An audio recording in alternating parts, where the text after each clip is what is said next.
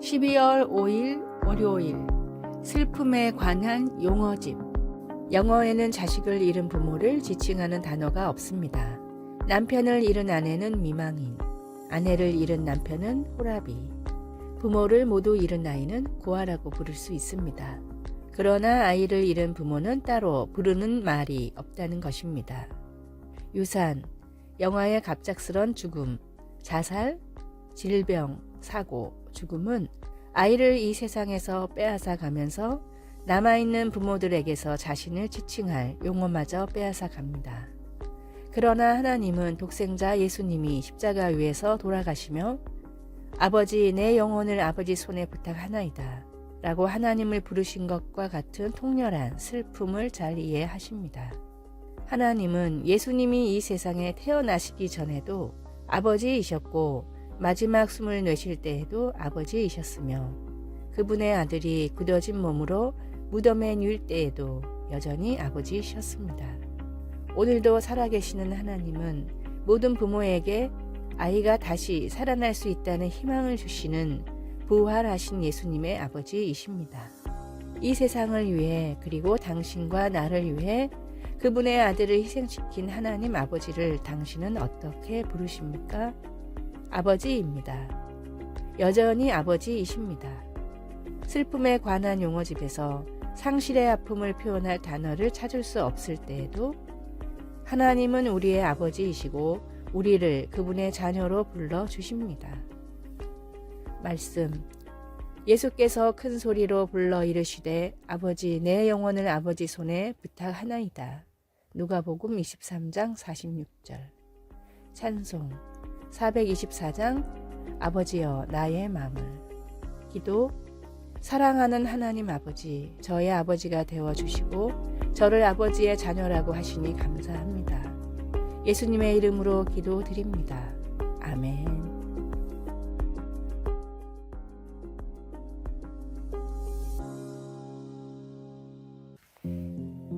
12월 6일 화요일 마음을 움직인 $20. 미국 캔자스시티의 사업이 망해서 노숙자가 된 스튜어트라는 남자가 있었습니다. 그는 추운 크리스마스에 도저히 배고픔을 참을 수 없어 식당에 들어가 닥치는 대로 음식을 시켜 먹었습니다. 그리고 지갑을 잃어버린 척 연기를 했지만 누가 봐도 노숙자의 핑계로만 보였습니다. 그러나 이 모습을 딱하게 본 식당의 주방장은 바닥에 당신 돈이 떨어졌다며 $20를 건넸습니다. 주방장은 $20를 주며 내가 떨어뜨린 돈이라고 했지만 난 내 돈 아니라는 걸 알고 있었습니다. 그 일을 계기로 어려운 이웃을 돕기로 결심한 스튜어트는 케이블 TV와 통신 사업으로 큰 돈을 벌면서 연말이면 거리에서 지폐를 나눠주기 시작했습니다. 그가 몰래 나눠준 돈은 26년 동안 $130만, 우리 돈 13억 원에 이릅니다. 26년간 크리스마스에 몰래 이웃을 찾아가 돈을 나눴던 스튜어트는 식도암에 걸리자 그동안의 선행을 모두 공개하며 은퇴를 선언했고 이제 다른 얼굴 없는 산타들을 통해 아름다운 나눔이 미국 전역에 이루어졌으면 한다는 바람을 전했습니다. 주방장의 $20는 단돈 $20가 아니라 사람의 마음을 움직인 선행이었습니다. 나와 삶을 구원한 하나님의 사랑을 느끼신다면 평생토록 그 사랑을 전하십시오. 오늘의 말씀, 주라 그리하면 너희에게 줄 것이니 곧 후히 되어 누르고 흔들어 넘치도록 하여 너희에게 안겨주리라. 너희가 헤아리는 그 헤아림으로 너희도 헤아림을 도로 받을 것입니다. 누가복음 6장 38절. 오늘의 찬송 405장 주의 친절한 팔에 안기세. 오늘의 만나, 구원받은 감격의 순간을 항상 가슴에 품고 살게 하소서. 하나님의 사랑이 담긴 위로와 선행을 말이 아닌 행동으로 베풉시다.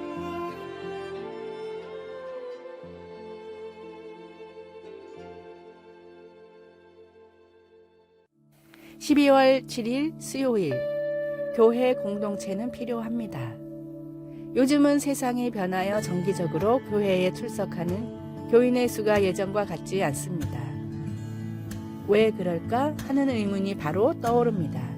그에 대한 답은 많고 다양하지만 작가 캐슬리 노리스는 우리는 왜 교회에 갈까? 라는 질문에 어느 목사님이 주신 답 하나로 여러 답을 대신합니다. 그는 우리는 다른 사람들을 위해서 교회에 갑니다. 거기엔 당신을 필요로 하는 누군가가 있을지도 모르기 때문입니다. 라고 말했습니다. 물론 이것이 우리가 교회에 가는 유일한 이유는 결코 아니지만 그의 대답은 히브리서의 마음과 일치하고 있습니다. 히브리서는 신자들에게 믿음 안에서 인내하라고 권면하면서 그 목표를 위해 모이기를 패하지 말라고 강조했습니다. 모이지 않으면 서로 격려하는 중요한 일을 하지 못하기 때문입니다. 우리는 서로 돌아보아 사랑과 선행을 격려하기 위해 상호 간의 격려가 필요합니다. 여러분, 누군가 당신을 필요로 할지도 모르기 때문에 함께 모이기를 계속 하십시오. 어쩌면 반대로 당신에게 그들이 필요할지도 모릅니다. 말씀, 모이기를 패하는 어떤 사람들의 습관과 같이 하지 말고 오직 권하여 그날이 가까움을 볼수록 더욱 그리하자. 히브리서 10장 25절. 찬송 221장 주 믿는 형제들. 기도, 다른 사람들과 함께 예배하고 하나님의 이름을 찬양할 때 아버지의 이름으로 사람들을 격려할 수 있도록 도와주소서. 예수님의 이름으로 기도드립니다. 아멘.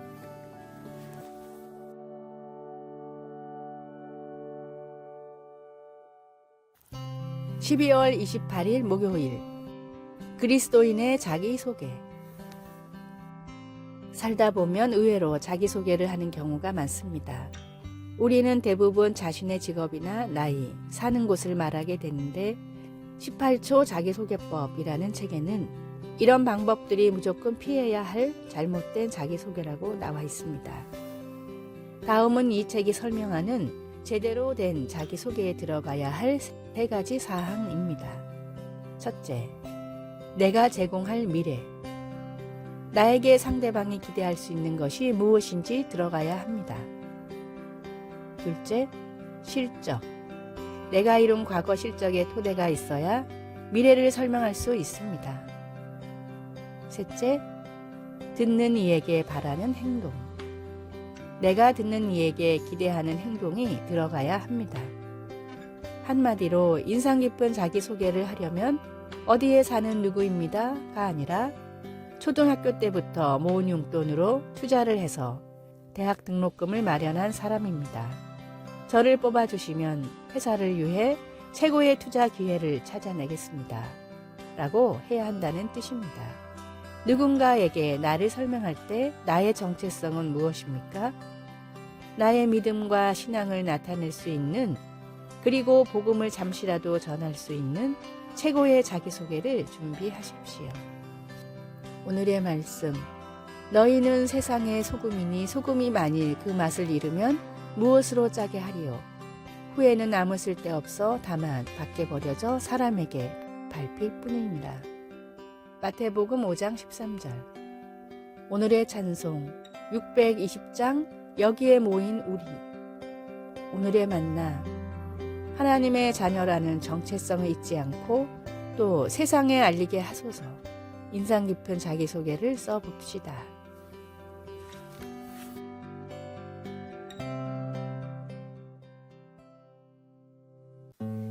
(12월 9일) 금요일, 지금 세대. 1964년 젊은 환경운동가 잭 와인버그는 30이 넘은 사람은 누구든 절대 믿지 말라고 말했습니다. 와인버그의 이 말은 한 세대 사람들에 대한 고정관념을 심어주었는데 그는 나중에 이 말에 대해 후회했습니다. 내 머리에 문득 떠올라 말한 것이 완전히 왜곡되고 오해를 불러일으켰다고 회고했습니다. 밀레니엄 세대를 폄하하는 말을 들어본 적이 있습니까? 혹은 그 반대는요? 다른 세대를 향한 그릇된 생각 때문에 세대 간의 통로가 막힐 수 있습니다. 분명히 더 잘 소통될 수 있는데 말입니다. 히스기야는 훌륭한 왕이었지만 다음 세대에 대해서는 관심이 부족했습니다. 젊은 시절 히스기야가 불치병에 걸렸을 때 그는 하나님께 살려달라고 부르짖었습니다. 그래서 그에게 15년의 삶을 더해 주셨습니다. 그러나 히스기야는 그의 자녀들이 언젠가 포로로 잡힐 것이라는 무서운 소식을 듣고도 눈물 한 방울 흘리지 않았습니다. 그는 적어도 자기 시대에는 평화와 안전이 있을 것이라고 생각했습니다.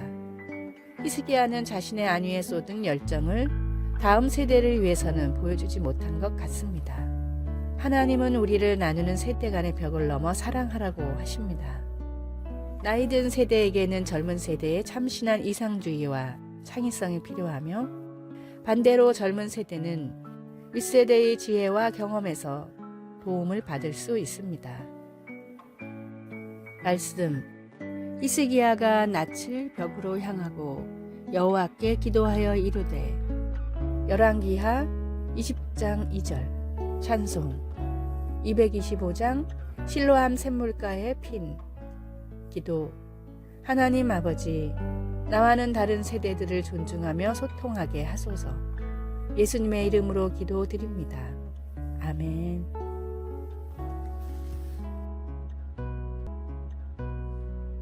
아래의 빨간색 글자 구독을 누르시어 더 많은 전도의 열매를 맺으시기를 기도합니다.